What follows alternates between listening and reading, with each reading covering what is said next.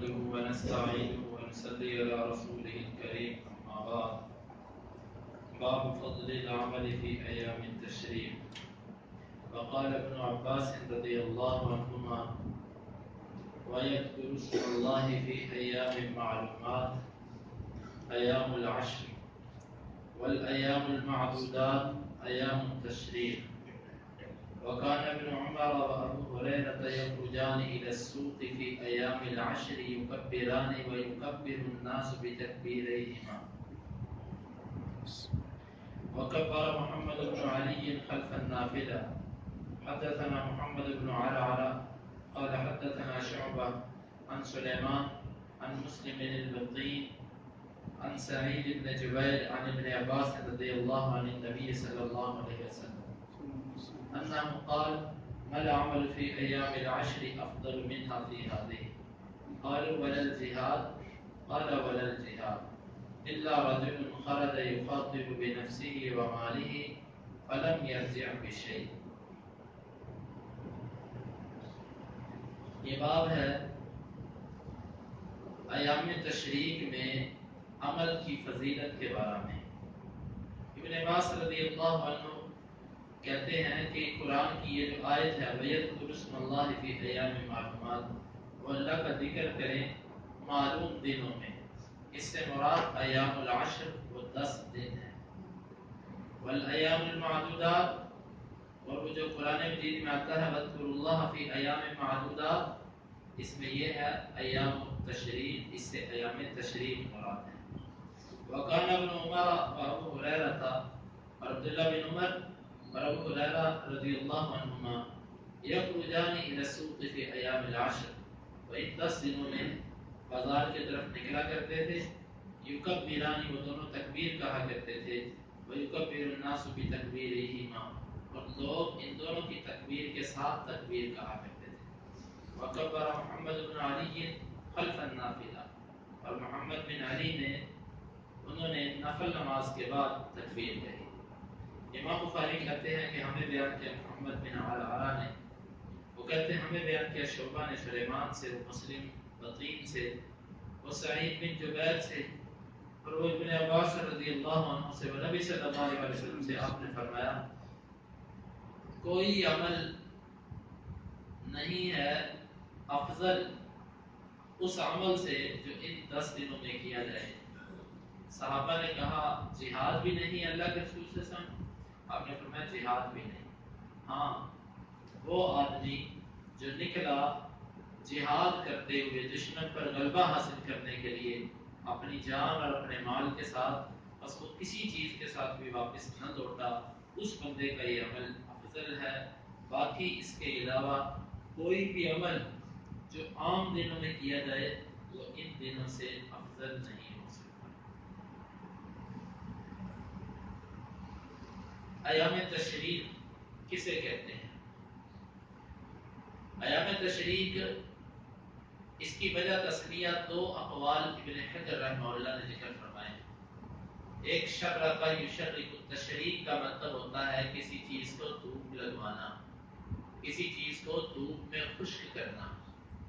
چونکہ اس وقت یہ فریجوں کا نظام، یہ جدید نظام نہیں ہوتا تھا، بلکہ ہمارے بڑے بھی یہ عمل کیا کرتے تھے کہ گوشت کو وہ باریک باریک اس کے پردے کی طرح اس کی جھلیاں بنا کر اس کو دھوپ میں رکھ دیتے، اور دھوپ پڑنے کی وجہ سے گوشت کے اندر جو پانی ہوتا تھا وہ خشک ہو جاتا تھا، اور جب کسی چیز کا پانی خشک ہو جائے تو وہ چیز خراب نہیں ہوتی، تو پانی خشک کر کے وہ گوشت کو بالکل سکھا لیا کرتے تھے اور اس کو وہ محفوظ رکھتے تھے۔ عام طور پر یہ عمل ان کا یہ 4 دنوں میں ہوتا تھا، اتنے میں گوشت خشک ہو جاتا ہے۔ عید کا دن، عید کے بعد 1، 2 اور 3۔ اس میں اختلاف ہے کہ ایام تشریق عید کے بعد 2 دن ہیں کہ 3 دن ہیں، یعنی کہ قربانی عید کے بعد مزید 2 دن کی جائے گی یا 3 دن کی جائے گی۔ ٹوٹل قربانی کے دن 3 بنتے ہیں یا 4 بنتے ہیں، یہ اختلاف ہے۔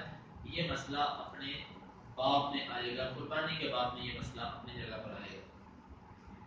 ایک قول یہ ہے کہ ایام تشریق ان کو اس لیے کہا جاتا ہے کہ اس میں گوشت کو سکھایا جاتا ہے، اس لیے اس کا نام پڑ گیا ایام تشریق۔ اور دوسری وجہ تسمیہ اس کی یہ ہے کہ اس میں عید کی نماز جو ہے وہ پڑھی جاتی ہے سورج نکلنے کے بعد، اور شرق یعنی کہ تشریق سے مراد سورج کا چڑھ آنا، چونکہ عید کی نماز سورج نکلنے کے بعد پڑھی جاتی ہے اس لیے ان دنوں کو ایام تشریق کہہ دیا جاتا ہے۔ سوال یہ ہے کہ عید کا دن تو عید نماز پڑھی جاتی ہے، تو باقی دنوں میں تو اس میں یہ ہے کہ اگر عید کے دن کسی عذر کی وجہ سے، کسی معاملے کی وجہ سے نہیں پڑھی گئی تو پچھلے دن میں اگلے دن میں پڑھی جا سکتی ہے۔ یہ ایام تشریق کی وجہ علماء نے بیان کی ہے۔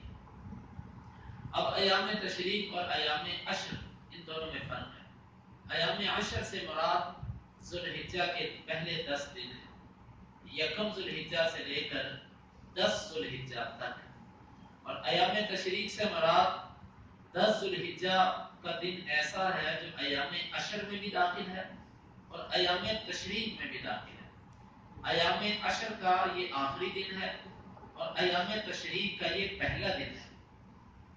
تو ابن حجر رحمہ اللہ نے تو اس میں اسی کو ترجیح دی ہے کہ راجح یہ ہے کہ عید کا دن بھی ایام تشریق میں داخل ہے، لیکن عید کے دن کا ایام تشریق میں داخل ہونے کا یہ مطلب نہیں ہے کہ وہ عشرہ ذوالحجہ میں نہیں آتا، بلکہ یہ اس میں بھی آتا ہے اور ایام تشریق میں بھی آتا ہے۔ تو یوں یہ یکم سے لے کر 10 تک ہو گئے ذوالحجہ کے دن، پھر ذوالحجہ کے بعد 10 ذوالحجہ، 11، 12 اور ایک قول کے مطابق 13 یہ بنتے ہیں ایام تشریق، جس کے اندر جس کی فضیلت آئی ہے۔ عبداللہ بن عباس رضی اللہ عنہ قرآن کی 2 آیات ہیں، ایک کے اندر آتا ہے فی ایام معلومات، اس کی وہ تفسیر کیا کرتے تھے ایام عشر سے، کہ ایام معلومات سے 10 دن مراد ہے، یکم ذوالحجہ سے لے کے 10 ذوالحجہ تک، اور دوسری قرآن کی آیت آتی ہے ایام معدودات، گنے چنے دن، گنتی کے دن، اس سے وہ تفسیر کیا کرتے تھے ایام تشریق کی، اور ایام تشریق 10، 11، 12 اور 13۔ اب یہاں پر فضیلت یہ ہے ان کی، فضیلت آگے حدیث میں آئے گی۔ عبداللہ بن عمر اور ابو ہریرہ رضی اللہ عنہما ان دونوں کا یہ عمل تھا کہ جب ذوالحجہ کا عشرہ آتا، ذوالحجہ کا عشرہ جب شروع ہوتا تو وہ تکبیرات کہتے، بازاروں میں نکلتے، بلند آواز سے تکبیرات کہتے، لوگ ان کی تکبیریں سن کے ان کے ساتھ موافقت کرتے اور وہ بھی ان کے تکبیر پڑھنے پر تکبیر پڑھا کرتے۔ یہ ان کا عمل تھا۔ تکبیر شروع ہو جائے گی یکم ذوالحجہ سے، لیکن کیا نمازوں کے بعد کے عام حالات میں؟ تو اس میں اہل علم کا اختلاف ہے، زیادہ اس میں اسی طرف ان کا میلان ہے کہ جو نماز کے بعد تکبیرات ہیں یہ شروع ہوں گی یوم تربیہ سے، یعنی 8 ذوالحجہ سے، 8 ذوالحجہ سے نمازوں کے بعد تکبیرات شروع ہوں گی۔ اس سے پہلے چلتے پھرتے عام حالات میں تکبیرات پڑھی جائیں گی، لیکن 8 ذوالحجہ سے لے کر 13 ذوالحجہ تک یہ نمازوں کے بعد تکبیرات شروع ہو جائیں گی، وہ نماز فرض ہو کہ نفل۔ اور محمد بن علی، یہ علی بن ابی طالب رضی اللہ عنہ کے بیٹے ہیں، انہوں نے نفل نماز کے بعد بھی تکبیر کہی، یعنی کہ امام بخاری رحمۃ اللہ علیہ یہ بتلانا چاہتے ہیں کہ نماز کے بعد جو تکبیرات ہیں اس کا صرف فرض نماز سے تعلق نہیں ہے، بلکہ جو بندہ سنتیں ادا کرتا ہے، نفل پڑھتا ہے، تو نفل نماز کے بعد جو تکبیرات پڑھے، یہ امام بخاری کا یہاں سے مراد۔ گویا کہ اتنے ترجمہ الباب سے یہ بات معلوم ہوئی کہ تکبیرات یکم ذوالحجہ سے لے کر 13 ذوالحجہ تک جائیں گے۔ اور پھر دوسری بات یہ کہ فرض نماز ہو کہ نفل نماز ہو، 8 ذوالحجہ کے بعد فرض اور نفل ہر قسم کی نماز کے بعد تکبیرات پڑھی جائیں گی۔ اس سے پہلے یکم ذوالحجہ سے 7 ذوالحجہ تک عام حالات کے اندر تکبیرات پڑھی جائیں گی۔ امام بخاری رحمۃ اللہ علیہ ان 10 دنوں کی فضیلت ثابت کرنے کے لیے جو حدیث لے کر آئے ہیں وہ یہ ہے کہ نبی صلی اللہ علیہ وسلم نے فرمایا کہ کوئی بھی عمل جو ان 10 دنوں میں کیا جائے، عام دنوں میں کیا جانے والا عمل اس سے افضل نہیں ہو سکتا، کوئی بھی عمل۔ صحابہ نے سب سے افضل عمل کا ذکر کیا، انہوں نے کہا اللہ کے رسول صلی اللہ علیہ وسلم جہاد بھی افضل نہیں ہو سکتا، آپ نے فرمایا عام دنوں میں کیا جانے والا جہاد بھی افضل نہیں، ہاں اس بندے کا جہاد افضل ہے جو اپنا مال لے کر نکلا، اپنی جان کے ساتھ نکلا جہاد کے لیے، جب گیا تو اللہ کے راستے میں اس طرح شہید ہوا کہ اس کی نہ سواری واپس آئی، نہ اس کا مال واپس آیا، اس کی نہ جان واپس آئی، سب کچھ اس نے اللہ کے راستے میں لوٹا دیا، جس کا کچھ نہ بچا اللہ کے راستے میں۔ اس بندے کا عمل عام دنوں میں کیا جانے والا ایسا جہاد بھی افضل ہے ایام عشرہ کے عمل سے، یہ افضل ہے۔ ہاں اگر کسی نے ایام عشرہ کے اندر ایسا کسی کے ساتھ معاملہ ہوا، مطلب ایام عشرہ میں اس نے جہاد کیا اور اس کی نہ جان بچی، نہ مال بچا اور نہ اس کی سواری بچی، کچھ بھی نہ بچا، تو اس کے بارے میں پھر یہ بات کہی جا سکتی ہے کہ اس کا یہ جہاد افضل ہو سکتا ہے اس بندے کے جہاد سے کہ جسے عام دنوں کے اندر جہاد کیا۔ تو یہ فضیلت ہے۔ اب یہاں پر ایک سوال یہ ہے کہ امام بخاری نے باب قائم کیا ہے ایام تشریق کی فضیلت کے بارے میں، اور ایام تشریق شروع ہوتے ہیں 10، 11، 12، 13، اور حدیث لے کر آئے ہیں ایام عشرہ کی فضیلت کے بارے میں، اور ایام عشرہ جو ہیں وہ 10 پر ختم ہو جاتے ہیں۔ تو امام بخاری نے باب کچھ اور باندھا ہے، حدیث کچھ اور لے کر آئے ہیں، یعنی کہ پھر سمجھیے حدیث جو لے کر آئے ہیں وہ دلالت کر رہی ہے یکم ذوالحجہ سے لے کر 10 ذوالحجہ تک، اور باب جو باندھا ہوا ہے وہ شروع ہوتا ہے 10 ذوالحجہ سے 13 ذوالحجہ تک۔ تو کیسے حدیث کی باب کے ساتھ مناسبت ہوتی ہے؟ تو امام بخاری رحمۃ اللہ علیہ بڑے فقیہ انسان ہیں، بڑے نباز ہیں، دور کے ساتھ باب کا ربط حدیث کے ساتھ جوڑ رہے ہیں۔ وہ یہ بتلانا چاہتے ہیں کہ ایام تشریق جو ہیں یہ ایام عشرہ سے ملے ہوئے ہیں، اور بعض دفعہ کسی چیز کی فضیلت کسی چیز کے ساتھ ملنے کی وجہ سے حاصل ہو جاتی ہے۔ جس طرح کہ حدیث کے اندر آتا ہے کہ جب کسی جگہ پر علم کی مجلس لگتی ہے، ہم اللہ تعالیٰ سے امید کرتے ہیں کہ ہماری یہ مجلس ان مجلسوں میں سے ایک ہے انشاءاللہ۔ وہاں پر اللہ تعالیٰ کے فرشتے آ جاتے ہیں، اس مجلس کو گھیر لیتے ہیں اور وہ شمار کرتے ہیں کہ اس مجلس میں کون کون بیٹھا ہوا۔ پھر وہ اللہ رب العزت کے پاس جا کر کہتے ہیں کہ یا اللہ فلاں بندہ جو بیٹھا ہوا تھا نا، اللہ تعالیٰ پوچھتے ہیں کون کون بیٹھا ہوا تھا، حالانکہ اللہ تعالیٰ کو پتہ ہے، وہ کہتے ہیں اللہ تعالیٰ فلاں فلاں بیٹھا ہوا۔ اللہ تعالیٰ کہتے ہیں، وہ کہتے ہیں یا اللہ فلاں بندہ جو تھا نا وہ تو صرف منہ دکھانے کے لیے بیٹھا ہوا، یا فلاں بندہ کسی خاص وجہ سے یا کسی کھانے پینے کے لیے، اس مقصد کے لیے۔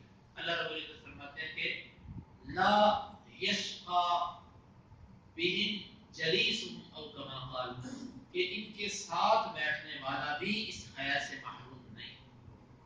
نیت میں کچھ کمزوری بھی تھی، کمی کوتاہی بھی تھی، لیکن ان کے ساتھ بیٹھ گیا، اس پڑوس کی وجہ سے اس کو بھی یہ فضیلت مل گئی جو بات کی۔ تو بعض دفعہ کسی چیز کی فضیلت اس کے پڑوس کی وجہ سے ثابت ہو جاتی ہے۔ تو امام بخاری یہ کہنا چاہتے ہیں ایام عشرہ شروع، ایام عشرہ ختم ہوتے ہیں، اس کے ساتھ ہی ایام تشریق ملے ہوئے ہیں۔ تو جو فضیلت ایام عشرہ کی ہے وہی ایام تشریق کی ہوئی پڑوس کی وجہ سے، دونوں آپس میں ملے ہوئے ہیں۔ ایک بات۔ دوسرا اس کا نسبت اس طرح بنتی ہے کہ جو ایام تشریق کی ابتدا ہوتی ہے وہ ایام عشرہ کی انتہا ہے، یعنی 10 ذوالحجہ ایام عشرہ کی آخری دن ہے اور یہی ایام تشریق کا پہلا دن ہے۔ تو معلوم ہوا کہ جب ایام تشریق ہی 10 ذوالحجہ ہے، جب اس کی فضیلت ثابت ہو گئی تو 11، 12، 13 کو بھی ایام تشریق کہا جاتا ہے۔ تو نام ایک ہونے کی وجہ سے جو فضیلت پہلے دن کی تھی وہی فضیلت آخری 3 دنوں میں بھی آ گئی، وہی فضیلت آخری 3 دنوں میں بھی آ گئی۔ یہ ابن حجر رحمۃ اللہ علیہ نے اس طریقے سے اس کی وضاحت کی ہے کہ یہ ایام تشریق کی بھی فضیلت اس سے ثابت ہو جاتی ہے۔ بہرحال اس باب سے امام بخاری یہ بتلانا چاہتے ہیں کہ عید کا جو دن ہے اس کے اندر جو عبادت کی جائے وہ بڑی افضل ہے۔ سوال یہ پیدا ہوتا ہے کہ عید کے دنوں میں جو عمل کیا جاتا ہے یا ان 10 دنوں میں جو عمل کیا جاتا ہے اس کی فضیلت عام دنوں سے زیادہ کیوں ہے؟ تو اس کا جواب علماء نے یہ دیا ہے کہ ان دنوں میں لوگ غافل ہوتے ہیں۔ ایام تشریق میں لوگ جانور ذبح کرو، یہ کر دو، وہ کر دو، گوشت بانٹو، کھاؤ پکاؤ، دعوتیں کرو، سیر پہ جاؤ، ادھر ادھر جاؤ، اور ایام عشر کے اندر بھی لوگ اسی طرح جانور خریدنے میں اور دیگر کاموں میں مصروف ہوتے ہیں۔ اللہ تعالیٰ کو وہ عبادت بڑی پسند ہے جو اس وقت کی جائے جب سارے لوگ غافل ہوں۔ اسی لیے اللہ رب العزت نے تہجد کی یہ فضیلت رکھی ہے کہ جو بندہ تہجد پڑھے گا اللہ اس کو جنت میں داخل کرے گا۔ کیوں؟ اس وقت سارے لوگ غافل ہوتے ہیں، سوئے ہوتے ہیں۔ غفلت کے وقت میں جو بندہ اللہ کی عبادت کرتا ہے وہ اللہ کو بڑا پسند ہے۔ اور عید کے دنوں میں لوگ اکثر غافل ہوتے ہیں۔ آپ نے دیکھا کتنے لوگوں کی نمازیں چھوٹ جاتی ہیں، کتنے لوگ نمازوں سے پیچھے رہ جاتے ہیں۔ اور کئی قسم کی خیر، بلکہ ہمارے تو یہ چلتا ہے کہ جب عید آتی ہے تو جو کوئی درس و دروس کا سلسلہ ہوتا ہے وہ بھی رک جاتا ہے. عید آ گئی ہے، عید کی چھٹیاں کریں، وہ جو سلسلے ہوتے ہیں جو خیر کے کام ہیں اس پر بھی کہہ دیا جاتا ہے کہ درس کچھ دن بعد کر دیں. حالانکہ آپ خود سن لیں کہ درس تو نہیں بند ہونا چاہیے. یہ تو اس میں تو بلکہ یہ کہنا چاہیے کہ 10-15 منٹ اس کا دورانیہ بڑھ جائے تاکہ ان 3-4 دنوں میں فضیلت زیادہ سے زیادہ جمع ہو جائے، زیادہ سے زیادہ وہ عمل کر لیا جائے. تو بہرحال اس کی فضیلت کی اصل وجہ یہ ہے کہ غفلت کے وقت میں، اور اسی طرح عصر کے وقت کی بڑی فضیلت ہے کیونکہ وہ بھی غفلت کا وقت ہوتا ہے، مصروفیت کا وقت ہے. تو یہ جتنے بھی غفلت کے اوقات ہیں ان میں جو بندہ اللہ رب العزت کو یاد رکھتا ہے اللہ تعالیٰ کو اس کا یہ عمل بڑا پسند ہے. بہرحال یہ علماء کی ایک توجیہ ہے کہ اس کی فضیلت اس وجہ سے ہے کہ یہ غفلت وقت میں عبادت ہے. حقیقت حال اللہ رب العزت کو اس کی فضیلت کس وجہ سے، وہ مالک ہے، اس کو پتا ہے. وہ چاہے جس دن کی فضیلت بڑھا دے تو چاہے جس دن کی فضیلت وہ کم کر دے. لا يسأل عما يفعل، جب وہ کرے اس سے سوال نہیں ہو سکتا. اس حدیث پر کچھ مزید انشاءاللہ جو بات ہے وہ آئندہ درس کے اندر آئے گی. اللہ رب العزت سے دعا ہے کہ اللہ تعالیٰ اس کے عمل کی توفیق عطا فرمائے. اللهم انفعنا بما علمتنا وعلمنا ما ينفعنا وزدنا علما. اللهم اقسم لنا من خشيتك ما يحول بيننا وبين معاصيك، ومن طاعتك ما تبلغنا به جنتك، ومن اليقين ما تهون به علينا مصائب الدنيا.